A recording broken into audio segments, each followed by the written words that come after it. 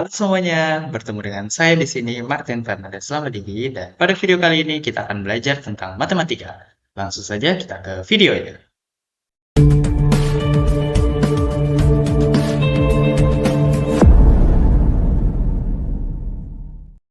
Nah, materi yang akan kita bahas pada video kali ini adalah polinomial. Namun sebelum itu, saya akan memperkenalkan diri saya terlebih dahulu. Nama saya adalah Martin Fernandes Lamadigi. Saya adalah seorang mahasiswa dari Universitas Tadulako, Fakultas Keguruan dan Ilmu Pendidikan, program studi pendidikan matematika dengan nomor stambuk A231200005. Langsung saja kita ke pembahasan materinya. Dalam materi polinomial kali ini ada 4 poin utama yang akan kita pelajari. Yang pertama adalah polinomial itu sendiri, yang kedua adalah istilah Horner, yang ketiga teorema sisa, dan yang keempat adalah teorema faktor. Langsung saja kita ke materi yang pertama. Polinomial. Polinomial biasanya juga disebut dengan persamaan polinom atau juga suku banyak. Persamaan polinom ini adalah sistem persamaan dengan pangkat tertinggi lebih dari 2. Nah, ini adalah bentuk umum dari persamaan polinomial. Px sama dengan an x pangkat n tambah an kurang 1 x pangkat n kurang 1 tambah an kurang 2 x pangkat n kurang 2 tambah dan seterusnya hingga ditambah a1 x tambah a0. Berikut adalah contohnya. Contohnya misalnya 2x pangkat 4 ditambah 5x pangkat 3 dikurang 3x pangkat 2 ditambah 2x tambah 10. Contoh lainnya, x pangkat 5 ditambah 3x pangkat 4 dikurang 8x kurang 3 dikurang x pangkat 2 tambah 10x kurang 6. Ada beberapa istilah yang dipakai pada polinomial. Yang pertama adalah derajat. Derajat adalah pangkat tertinggi dalam suatu suku banyak atau polinomial. Kita bisa lihat contoh di bagian atas. 2x pangkat 4 ditambah 5x pangkat 3 dikurang 3x pangkat 2 tambah 2x tambah 10. Di sini derajat adalah yang berwarna kuning, yaitu 4. Nah, derajat kan adalah pangkat tertinggi dalam suatu suku banyak. Nah, dalam persamaan ini pangkat tertingginya adalah 4. Kemudian istilah yang kedua. Istilah yang kedua adalah variabel. Variabel adalah bilangan yang dimisalkan dengan huruf, misalnya x. Nah, dalam persamaan ini x merupakan variabel. Kemudian yang ketiga adalah koefisien. Koefisien adalah bilangan yang mengikuti variabel. Di sini dalam persamaan ini terdapat 4 variabel. Nah, koefisien merupakan bilangan yang mengikuti variabel ini. Selanjutnya adalah substitusi polinom. Substitusi polinom dilakukan untuk mendapatkan nilai polinom. Substitusi polinom dengan x sama dengan k pada suatu persamaan polinom px. Nah, k ini merupakan suatu konstanta. Nah, ada 2 cara untuk melakukan substitusi polinom. Yang pertama adalah substitusi langsung. Substitusi langsung adalah mengganti seluruh variabel x dengan nilai k. Sementara ada cara yang kedua, yaitu Horner. Cara Horner ini adalah menggunakan bagan Horner untuk substitusi. Selanjutnya kita ke bagan Horner. Nah, bagan Horner itu berbentuk seperti ini. Ini gambar bagan Horner. Yang pertama itu ada variabel dengan derajat dengan pangkatnya masing-masing.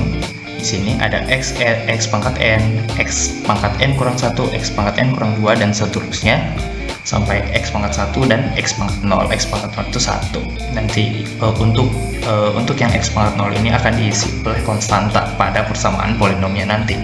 Nah, pada bagan Horner, bagian variabel hanyalah sebuah penanda sebagai urutan di mana kita meletakkan koefisien dan konstanta pada saat kita menghitung menggunakan bagan Horner. Yang ditampilkan pada bagan Horner nanti adalah koefisien, yaitu A pada gambar ini, A mulai dari AN hingga A0, dan kedua adalah K. K ini adalah nilai yang akan kita substitusi pada bagan Horner nanti. Nah, Ini adalah caranya.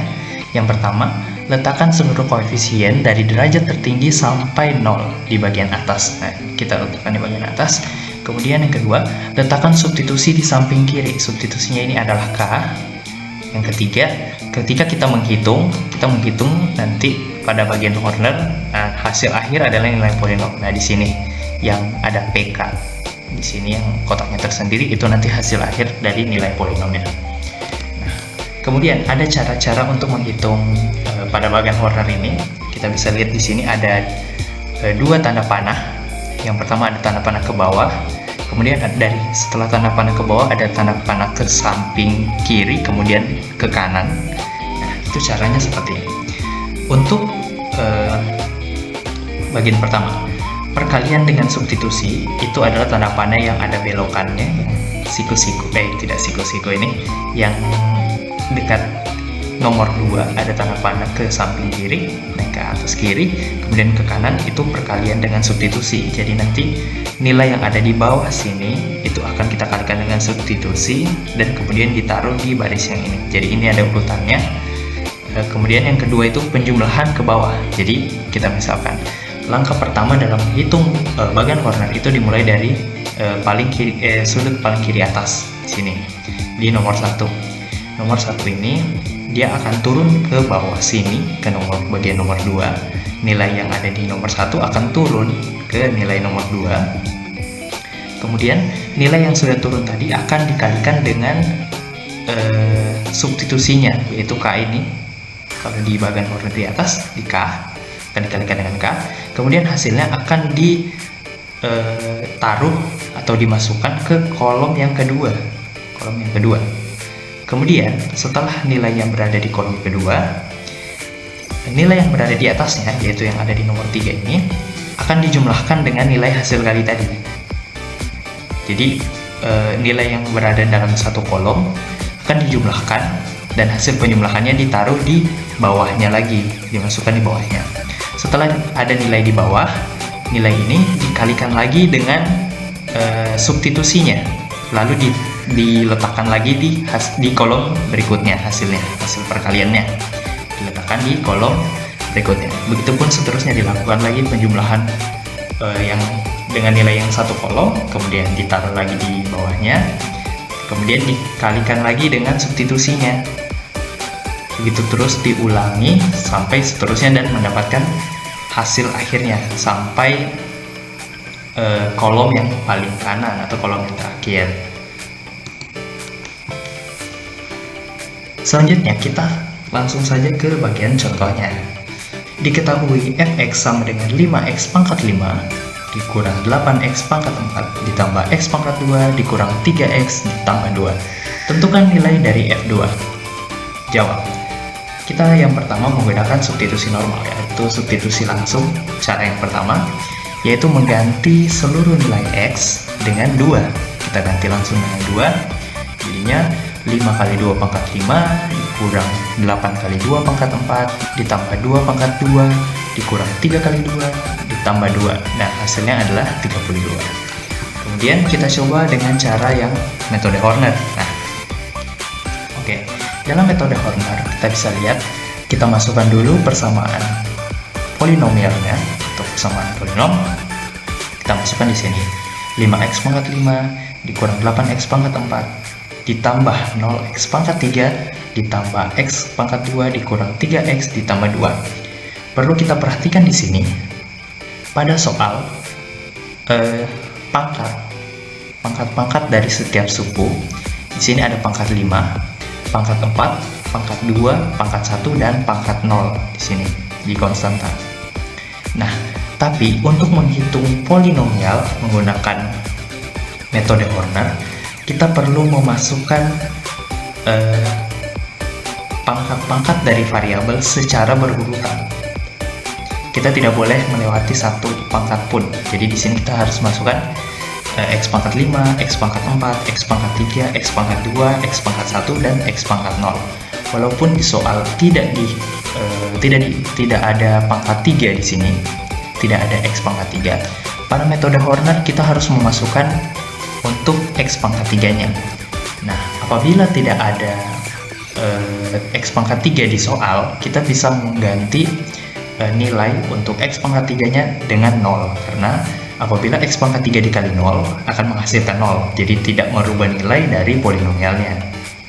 Nah, setelah kita memasukkan persamaan polinomialnya, kita masukkan masing-masing koefisien dari polinomial ini di bawahnya, yaitu untuk X pangkat 5 koefisiennya adalah 5, X pangkat 4 koefisiennya adalah negatif 8, untuk X pangkat 3 koefisiennya 0, X pangkat 2 koefisiennya 1, dan untuk 3X pangkat 1 koefisiennya adalah negatif 3, dan untuk X pangkat 0 koefisiennya adalah 2.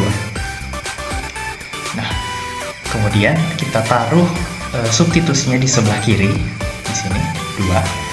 Kemudian kita mulai menghitung metode Horner. Yang pertama, untuk baris yang pertama langsung turun ke bawah. Di sini 5.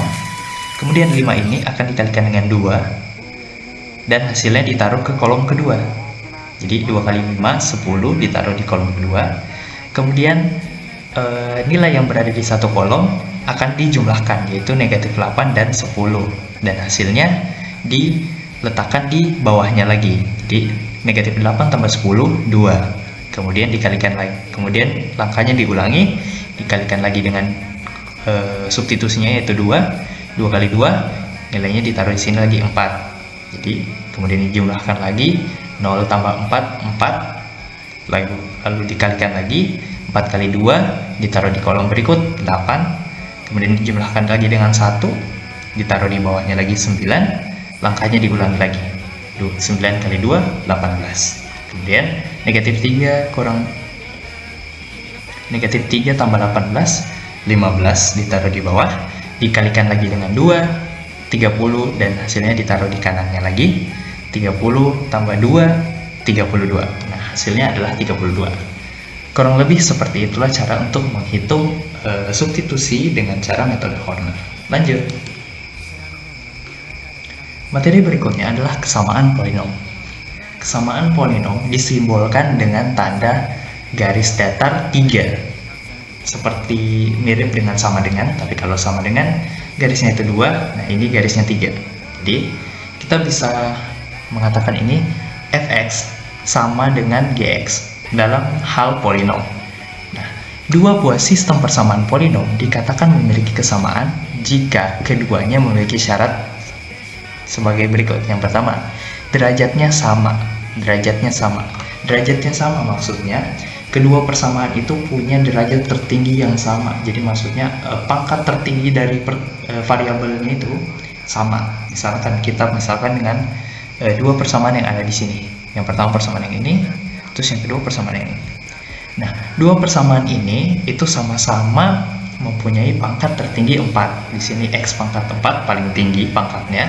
Terus yang di kanan juga X pangkat 4 paling tinggi pangkatnya 4. Nah, terus yang kedua, variabel dan koefisiennya seletak. Variabel dan koefisiennya di sini seletak. Nah, di sini persamaan yang kiri itu ada X pangkat 4, X pangkat 3, X pangkat 2, X pangkat 1, dan X pangkat 0. Sementara yang di kanan ada X pangkat 4, X pangkat 3, X pangkat 2, X pangkat 1, dan X pangkat 0. Sama-sama variabel dan koefisiennya. Nah, yang bagaimana itu kalau misalkan ada yang variabel dan koefisiennya tidak seletak? Nah, itu begini. Misalkan ada persamaan yang sama-sama ada pangkat 4-nya, X-nya. Tapi yang kiri, misalkan, yang kiri itu dia ada X pangkat 2, tapi yang di kanan itu tidak ada X pangkat 2-nya. Nah, itu yang variabel dan koefisiennya tidak seletak. Jadi, untuk kesamaan polinom, itu variabel dan koefisiennya itu harus sama dan seletak, gitu. Derajatnya juga harus sama. Nah, perlu kita perhatikan juga bahwa pada kesamaan polinom itu tidak berlaku pindah ruas atau kali silang. Jadi, kalau misalkan ada dua persamaan polinom, misalkan ada dua ini, misalkan seperti ini, ada dua ini. Terus misalkan di tengah-tengah ini ada tanda sama dengannya, ada tanda kesamaan. Nah, itu misalkan O ini mau pindah ke sebelah kiri. Nah, ini O yang di sebelah kanan, ini mau pindah ruas ke sebelah kiri, itu tidak bisa. Oke, kita pindah ke materi berikut. Oh ya, contoh. Kita lihat contoh di sini.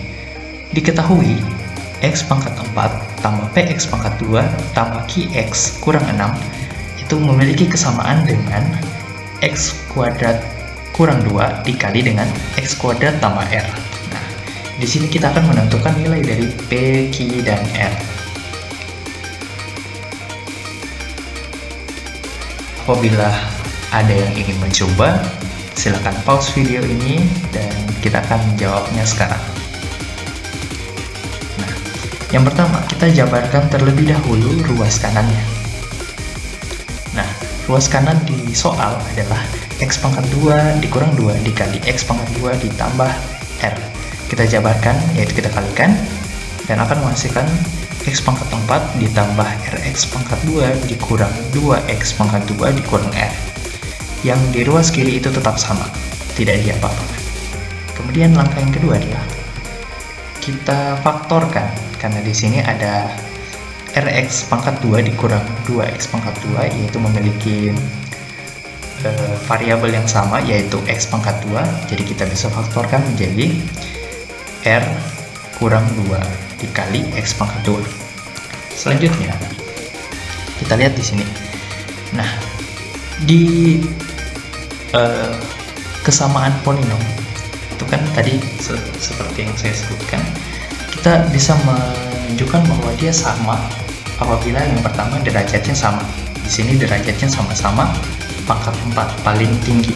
Yang kemudian yang kedua, kita harus buat supaya koefisien dan variabelnya itu setara atau sama. Nah, di sini kita lihat di baris yang kedua dulu. Di baris yang kedua ini ada yang pangkat 4, kan? Kemudian ada yang pangkat 2. Ada yang pangkat 0 atau konstanta, di sini 2R dan negatif 6. Tapi di sini ada yang pangkat 1. Sementara yang di sebelah kanan tidak ada pangkat satunya. Nah, bagaimana cara kita buat supaya ada pangkat 1? Nah, kita taruh saja di sini tambah X tapi dikali 0, karena apabila X dikali 0 hasilnya adalah 0, jadi tidak merubah nilai di ruas kanan. Tapi setelah kita menambahkan 0x di sini, persamaan polinomnya jadi sama, memiliki kesamaan karena variabel dan koefisiennya itu menjadi sama. Nah, setelah kita buat seperti ini, tinggal kita sesuaikan variabelnya. Jadi yang X pangkat 2 kita samakan dengan yang X pangkat 2, yang variabel X samakan dengan variabel X, dan yang konstanta atau yang memiliki variabel X pangkat 0 kita samakan dengan yang sama juga, konstanta. Kemudian tinggal kita hitung masing-masing. Nah, sesuai dengan konsep kesamaan, maka kita bisa lihat di sini. Yang pertama, yang paling mudah dulu, yang merah, Q sama dengan 0, sudah tentu. Kemudian yang kedua itu yang lebih agak mudah sedikit karena di sini sama-sama variabel, yang kuning P dengan R kurang 2. Jadi kita ke yang konstanta terlebih dahulu. Di sini negatif 6 sama dengan negatif 2R. Kita selesaikan, maka kita dapatkan R sama dengan 3. Dan yang terakhir P sama dengan R kurang 2. Kita ganti R-nya dengan 3, maka P sama dengan 3 kurang 2, dan P sama dengan 1. Maka kita dapatkan nilainya masing-masing. P sama dengan 1, Q sama dengan 0, dan R sama dengan 3. Selanjutnya adalah pembagian polinom. Oke, kita masuk kepada konsep pembagian polinom. Yang pertama kita perhatikan 19 bagi 5 sama dengan 3 ditambah 4/5. Nah, kita lihat dari konsep ini, 19 ini adalah angka yang dibagi, 5 ini adalah pembaginya, 3 itu adalah hasil bagi, nah 4 itu adalah sisa, dan 5 itu adalah pembagi. Jadi konsep pembagian polinom itu adalah yang dibagi dibahagi pembagi sama dengan hasil bagi ditambah sisa bahagi pembagi. Aduh, bingung gak tuh? Nah, untuk kita buat pada persamaan, kita bisa tuliskan seperti ini. Px itu merupakan persamaan yang dibagi per Qx adalah pembagi sama dengan Hx hasil bagi ditambah Sx per Qx, jadi sisa dibagi pembagi. Nah, pembagian polinom itu dapat dilakukan dengan dua cara, sama seperti tadi.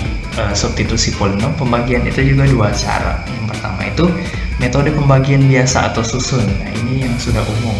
Kemudian yang kedua adalah pembagian merupakan menggunakan metode Horner. Nah, di sini ada aturan penggunaan untuk metode Horner. Yang pertama, letakkan seluruh koefisien dari derajat tertinggi sampai dengan 0 di bagian atas. Ini cara yang pertamanya sama dengan yang aturan tadi untuk substitusi. Yang kedua, letakkan faktor pengalih di samping kiri. Nah, kalau yang pertama tadi, itu yang ditaruh di samping kiri itu adalah substitusi. Kalau yang ini untuk pembagian, faktor pengalihnya yang di samping kiri. Kemudian, barisan bawah bagian kiri adalah hasil bagi, sedangkan bagian kanan adalah sisa. Nah, bisa kita lihat di bagian kanan di sini. Yang pertama kan kita taruh dulu seluruh koefisien dari derajat tertinggi sampai dengan derajat 0 di bagian atas. Kemudian kita taruh juga koefisiennya, jangan lupa karena ini yang akan kita hitung. Nah, di sini itu faktor pengalih kiri, faktor pengalih. Kemudian yang di bawah itu ada dua. Yang pertama itu di bagian kiri itu hasil bagi. Kemudian yang di kanan itu adalah sisa. Lanjut. Nah, di sini ada 3 gambar. Nah, ini kita bisa lihat ada ada 3 gambar berbeda. Nah, yang pertama itu apabila yang pembaginya itu merupakan suku 2. Misalnya ada polinomial yang banyak, kemudian dibagi dengan yang suku 2. Ini AX tambah B, 2 suku. Itu sisanya berupa 1 suku, konstanta. Jadi kalau pembagiannya 2 suku, itu sisanya itu pasti 1 suku. Kemudian kita pindah ke gambar yang di kanannya. Misalnya pembaginya di sini 3 suku. Nah, di sini 3 suku pembaginya nih. AX kuadrat tambah BX tambah C. Nah, sisanya itu pasti 2 suku. MX tambah M. Jadi kalau pembaginya 3 suku, sisanya 2 suku. Terus gambar yang ketiga. Di sini pembaginya 4 suku. AX pangkat 3 tambah BX pangkat 2 tambah CX tambah D. Sisanya itu 3 suku. Jadi di sini kita bisa lihat kalau pembaginya 2 suku, sisanya 1 suku. Kalau pembaginya 3 suku, sisanya 2 suku. Kalau pembaginya 4 suku, sisanya 3 suku. Nah, kita ke contoh. Tentukan hasil bagi dari 4x pangkat 5 tambah 3x pangkat 3 dikurang 6x pangkat 2 dikurang 5x ditambah 1 bila dibagi dengan 2x kurang 1. Mari kita jawab. Nah, kalau misalkan ada yang mau mencoba soal ini, bisa di pause videonya, kemudian silakan gitu. Nah, kita lihat jawabannya. Yang pertama menggunakan metode pembagian biasa atau susun. Nah, ini pembagian yang umum. Nah, bisa kita lihat di sini. Persamaan yang akan kita bagi, kita taruh di dalam kurung ini. Kemudian pembaginya ditaruh di kanan. Kemudian nanti hasil baginya akan ditaruh di sini. Kemudian sisanya akan ada di bawah. Di sini kita lihat pembaginya itu merupakan 2 suku dan sisanya merupakan 1 suku. Jadi terbukti yang kita lihat pada slide sebelumnya gitu. Nah, untuk membagi dengan metode pembagian biasa, bagaimana cara kita mendapatkan hasil seperti ini? Yang pertama itu kita perhatikan untuk membaginya, kita hanya perlu melihat masing-masing derajat tertinggi dari kedua persamaan. Misalnya, ini persamaan yang dibagi, ini kan ada 5 suku di sini. Derajat tertingginya adalah yang ini, 4x pangkat 5. Jadi ini menjadi patokan kita pertama. Ini patokan kita. Nah, yang ini setelah jadi seperti ini kita patok. Kita lihat yang di pembaginya kanan. Nah, di sini derajat tertingginya kan 2x. Jadi kita patokan ini untuk pembagi. Jadi ada 2 hal yang kita ambil sebagai acuan. Yang pertama adalah ini 4x pangkat 5 dan yang kedua adalah 2x. Jadi yang kita bagi hanyalah yang derajat tertingginya. Jadi kita bagi 4x pangkat 5 dibahagi 2x. Hanya itu yang kita lihat pertama kali.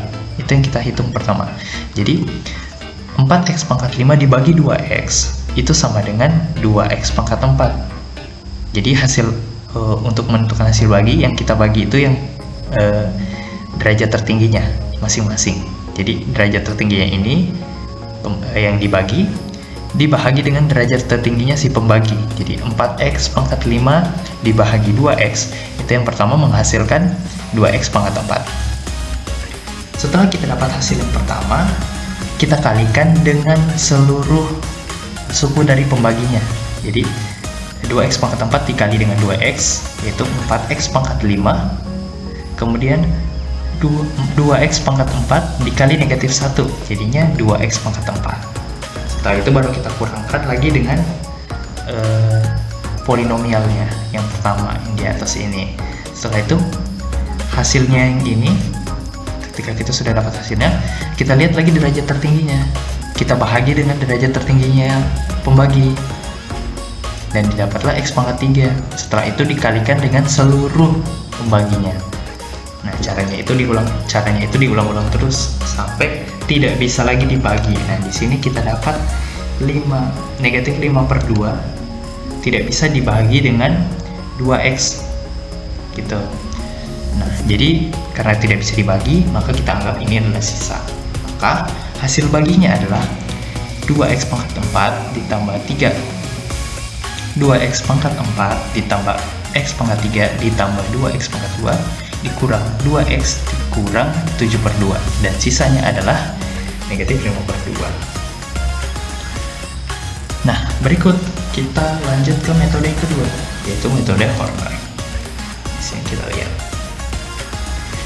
Nah, dalam metode Horner kita masukkan kembali koefisiennya dari persamaan polinomial tadi. Ya, x pangkat 5 koefisiennya 4. Di sini tidak ada variabel yang berpangkat 4. Nah, kita lakukan dengan cara yang sama tadi. Kita masukkan untuk yang variabel x pangkat 4 itu bernilai 0. Kemudian yang x pangkat 3 itu variabelnya 3, koefisiennya 3. Untuk x pangkat 2 koefisiennya negatif 6, x koefisiennya negatif 5, dan konstantanya 1. Nah, kemudian untuk faktor pengali, bagaimana cara kita mendapatkan faktor pengalinya 1/2, sementara di sini dibaginya 2x kurang 1. Kita buat seperti ini. Jadi kita tempatkan bahwa 2x kurang 1 sama dengan 0 untuk menemukan nilai x. Jadi karena 2x kurang 1 sama dengan 0, jadi 2x sama dengan 1 dan x sama dengan 1/2. Nah, x sama dengan 1/2 itu adalah faktor pengalinya. Maka kita dapat di sini 1/2 sebagai faktor pengalinya. Jadi cara menghitung Horner untuk hasil pembagian itu sama dengan menghitung substitusi yang pertama.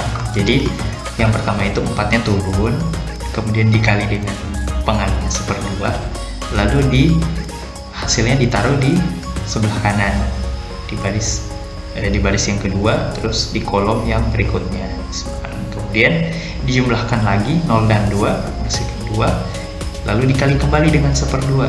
Jadi caranya tinggal diulang-ulang dan sampai menghasilkan negatif 5/2. Nah, di sini hasil baginya kita harus menghitungnya seperti ini. Nah, setelah kita dapatkan ruas kiri ini. Setelah kita dapatkan ruas kiri, kita tuliskan kembali ruas kirinya di hasil bagi. Untuk menghitung hasil baginya, kita tuliskan. Nah, jangan lupa setelah kita membagi pangkat untuk derajat tertinggi dari hasil bagi itu sudah bukan pangkat 5 lagi. Nah, ketika kita membagi yang pangkat 5 dengan pangkat 1, nah di sini kan 2x kurang 1-nya itu kan pangkat 1. Terus x pangkat 5-nya itu kan ini pangkat 5 nih. Setelah kita membagi, pangkatnya itu pangkat tertinggi dari si yang kita mau bagi, itu kita kurangkan dengan pangkatnya si pembagi. Nah, di sini pangkat 5. Kemudian di sini pangkat 1. Jadi nanti hasil baginya itu derajat tertingginya itu pangkatnya 5 kurang 1, yaitu pangkat 4. Jadi pangkat pertamanya itu pangkat 4.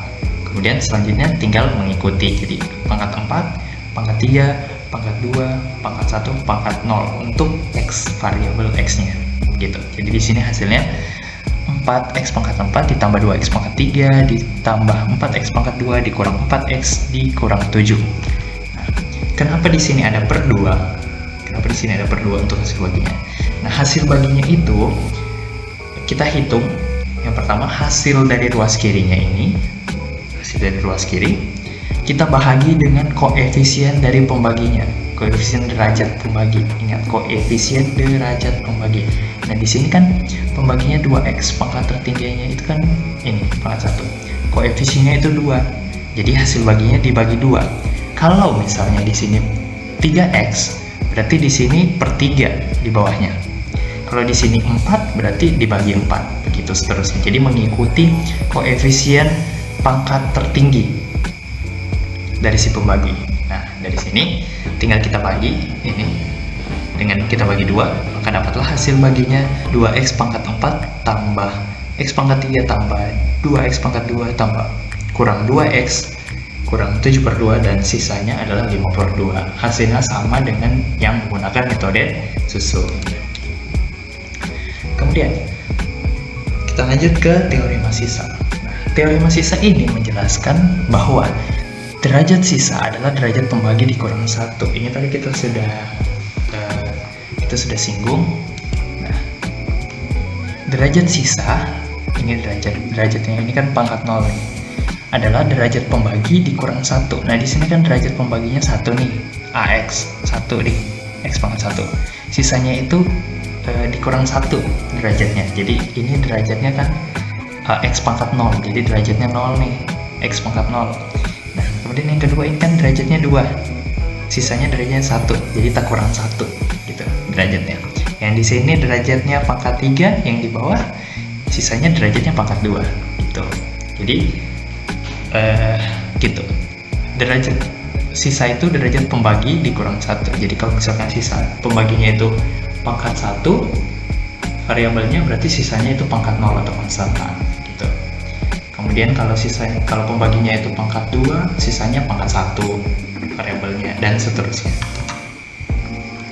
Kemudian yang kedua, jika Px dibagi Qx bersisa dan K adalah nilai X dari Qx menjadi 0, maka Pk adalah sisa. Jika Px itu fungsinya AX tambah B, maka sisanya P negatif B per A. Kemudian jika Px itu berupa AX kuadrat tambah BX tambah C, maka sisanya adalah Px1 dan Px2.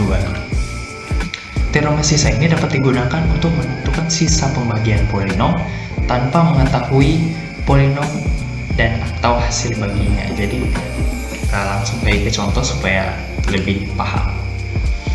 Nah, contohnya ini. Suku budget Gx jika dibagi X kurang 1 bersisa 6. Sedangkan apabila dibagi X kurang 2, sisanya 3. Tentukan sisanya apabila dibagi X pangkat 2 dikurang 3X tambah 2. Nah, di sini kita tidak tahu suku banyaknya ini persamaannya seperti apa. Nah, kita akan gunakan teorema sisa untuk kita dapatkan sisanya, walaupun kita tidak tahu yang dibagi ini sebenarnya bagaimana persamaannya gitu. Mari kita jawab. Yang pertama, kita tuliskan bahwa di sini F1 sama dengan 6 dan F2 sama dengan 3. Nah, kenapa begini? Seperti yang kita jelaskan sebelumnya, itu kalau misalkan dia dibagi X kurang 1, sisanya 6. Nah, kita lihat di sini X kurang 1, kita lihat X kurang 1 ini. Supaya X kurang 1 ini bernilai 0, X-nya itu harus berapa? X-nya itu kan harus 1. Nah, itulah yang kita masukkan di F1, F ini, F1 sama dengan 6. Kemudian X kurang 2. X kurang 2 itu supaya dia bernilai 0, X-nya harus berapa? X-nya harus 2. Nah, makanya itu di sini kita tuliskan bahwa F2 sama dengan 3. Nah, kemudian yang kita mau cari tahu ini, Fx dibagi X pangkat 2 dikurang 3X tambah 2, itu sisanya berapa? Nah, pada teorema sisa, tadi kan kita sudah tahu bahwa sisanya itu, derajatnya itu dikurang 1 dari pembagi. Nah, karena pembagi itu berderajat 2, pangkat tertingginya 2, maka sisanya berarti pangkat tertingginya itu 1. Maka sisanya itu pasti berupa ini, mx tambah n. Nah, kalau kita bisa lihat kembali di sini, ini kan pembaginya modelnya seperti ini, ax pangkat 2 ditambah bx tambah c. Sisanya itu pasti berupa mx tambah n, 2 suku. Tuh. Nah, kita kembali ke sini. Maka kita bisa eliminasi dua persamaan yang ada di atas. Ini. Nah, kita dari mana dapat ini? 2m tambah n sama dengan 3, n tambah n sama dengan 6. Kita dapatnya dari sini. Nah, ini. mx tambah n. Nah, kita pakai persamaan yang mx tambah n ini di F2 dan F1. Nah, jadi kita masukkan 2 dan 1 di sini. Di mx-nya kan, kalau misalkan x-nya 2, berarti jadi 2m tambah n. Nah, F2 itu kan bernilai 3. Kemudian yang kedua, F1 berarti x-nya diganti 1. Jadi m tambah n sama dengan 6, karena F1 bernilai 6. Nah, kemudian kita eliminasi n, maka kita mendapatkan m-nya itu sama dengan negatif 3 dan n-nya itu 9. Nah, berarti tinggal kita substitusi ke bagian sisa ini. Untuk m-nya negatif 3, terus n-nya 9. Nah, jadi kalau fx-nya itu dibagi x pangkat 2 dikurang 3x tambah 2, maka sisanya adalah negatif 3x tambah 9. Nah, kita dapat dari sini tadi m dan n-nya. Kita tinggal masukkan di sini. Maka sisanya itu adalah 3x tambah 9. Kemudian, ini adalah materi yang terakhir, teorema faktor. Teorema faktor menjelaskan bahwa yang pertama, jika Px habis dibagi Qx atau mempunyai sisa 0, kalau habis dibagi berarti tidak ada sisa, sisanya itu 0, maka Qx adalah faktor dari Px.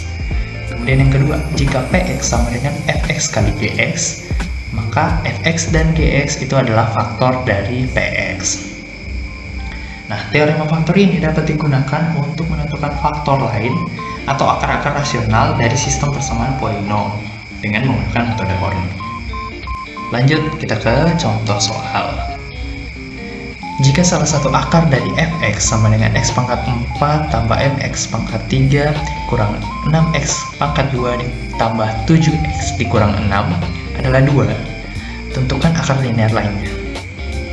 Nah, seperti biasa bagi yang ingin mengerjakan, silahkan di pause videonya dan kita lanjut ke jawabannya. Nah, yang pertama, F2 sama dengan 0. Kenapa F2 sama dengan 0? Pada soal ini, salah satu akar dari fx itu adalah 2. 2 ini merupakan faktor pembuat 0. Kalau kita hubungkan kembali dengan teorema sisa, itu untuk supaya faktor pembuat 0-nya itu 2, maka pembaginya itu harus x kurang 2. Ketika dia dibagi x kurang 2, itu tidak ada sisanya atau sisanya 0. Karena sisanya 0, berarti kita bisa tulis bahwa F2 sama dengan 0. Jadi, dalam teorema sisa tadi sebelumnya, kita ingatkan kembali, bahwa ketika dia dibagi sebuah persamaan, ketika fx ini dibagi sebuah persamaan, ketika dimasukkan faktor pengalinya itu sama dengan sisa. Nah, di sini kan faktor pengalinya itu 2. Dan karena 2 itu akar dari fx, berarti sisanya 0. Nah, karena sisanya 0 berarti fungsi f dari faktor pengalinya ini 2 itu sama dengan 0. Karena itu f2-nya itu sama dengan 0.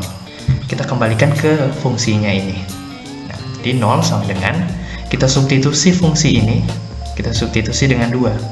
Jadi 0 sama dengan 2 pangkat 4 tambah m kali 2 pangkat 3 dikurang 6 kali 2 pangkat 2 tambah 7 kali 2 kurang 6. Nah, di sini kita dapatkan, kita hitung dan menghasilkan 0 sama dengan 8m atau m sama dengan 0. Setelah itu, di sini setelah kita dapatkan m sama dengan 0, kita masukkan kembali persamaannya di sini. Jadi x pangkat 4 tambah mx pangkat 3 dikurang 6x pangkat 2 tambah 7x kurang 6. Nah, kita masukkan lagi untuk menentukan akar yang lain. Karena kita menentukan akar yang lain, berarti kita harus memakai metode Horner untuk mencoba angka-angka yang lain yang bisa digunakan supaya sisanya itu 0. Jadi untuk yang pertama kita lihat saja dulu yang 2 baris pertama atau 3 baris pertama, yang kita menggunakan metode Horner dengan faktor pengalinya itu 2, karena kan kita sudah tahu kalau 2 itu sisanya 0 kan. Nah, kenapa di sini kita mulainya dari 2? Karena kita mau bagi dulu nih, kan kita sudah tahu fungsi yang dibagi itu ini, yang di atas ini kan, terus kita tahu sisanya 0. Tapi kalau kita mau cari akar yang lain, berarti kita harus cari dulu hasil baginya, supaya kita coba-coba bahagi pakai angka yang lain, faktor pengali yang lain, supaya kita mau lihat kalau hasilnya ini dibagi sisanya 0 ataukah bukan, atau apakah dia habis dibagi ataukah tidak. Kan kita tidak tahu kalau misalnya kita tidak tahu hasilnya gitu. Jadi kita metode Horner, kita gunakan dulu metode Horner yang pertama supaya kita menemukan hasil bagi dari si 2 ini. Nah, setelah kita pakai metode Horner, kita dapat hasilnya 1, 2, negatif 2, 3. Nah, ini kita coba lagi menggunakan metode Horner tapi menggunakan faktor pengali yang lain. Nah, di sini kita misalkan negatif 3. Untuk penentuan angka yang akan kita pakai pada metode Horner, untuk saya sendiri saya masih menggunakan metode coba-coba, tapi ada baiknya kita menggunakan angka-angka yang sederhana seperti 1, 2, 3, negatif 1, negatif 2, negatif 3 untuk melakukan percobaan metode Horner untuk melihat apakah dia itu ada sisanya atau tidak, habis dibagi atau tidak. Jadi seperti itu. Nah, di sini saya menggunakan angka negatif 3. Nah, ketika saya gunakan angka negatif 3, saya mendapatkan sisanya 0. Nah, karena sisanya 0 berarti habis dibagi. Nah, karena habis dibagi berarti negatif 3 ini merupakan akar dari persamaan fx ini gitu. Kita lihat di sini, saya menuliskan di sini faktornya fx itu x kurang 2. X kurang 2 ini dari faktor pembuat 0. Ini 2-nya kan ini faktor pembuat 0. Dan angka yang kedua adalah negatif 3. Negatif 3 adalah angka yang kedua. Kemudian persamaan yang ketiga, ini saya dapatkan dari mana? Ini saya dapatkan dari hasil bagi yang terakhir. 1, negatif 1, dan 1. Kenapa seperti ini? Karena derajat awal itu adalah X pangkat 4. Pangkat tertinggi di awal itu adalah X pangkat 4. Nah, kita lakukan pembagian sebanyak 2 kali. Nah, pembaginya itu kan di sini kita sudah tahu bahwa fungsinya itu sama-sama berderajat 1. Yang pertama dan yang kedua berderajat 1 masing-masing. Nah, ketika dibagi yang pertama, hasilnya itu terkurang 1 pangkatnya. Jadi di sini ketika selesai dibagi faktor pembagi 2, yang awalnya berpangkat 4 ini akan berubah menjadi berpangkat 3 di sini. Nah, kemudian setelah di sini berpangkat 3 dibagi lagi dengan faktor pengali negatif 3, maka pangkatnya akan berkurang lagi 1 menjadi 2. Jadi di sini dia berpangkat 2, berpangkat 1, dan berpangkat 0 untuk variabelnya. Jadi di sini x pangkat 2 dikurang x ditambah 1 gitu. Nah, saya rasa sekian untuk materi polinomial. Sekian materi yang dapat saya sampaikan. Semoga materi yang saya sampaikan ini dapat bermanfaat dan dapat menambah pengetahuan bagi kita semua. Terima kasih sudah menonton video ini, dan saya ucapkan Assalamualaikum warahmatullahi wabarakatuh. Selamat pagi, selamat siang, dan selamat malam kapanpun Anda menonton video ini. Saya harap kita semua selalu sehat. Terima kasih.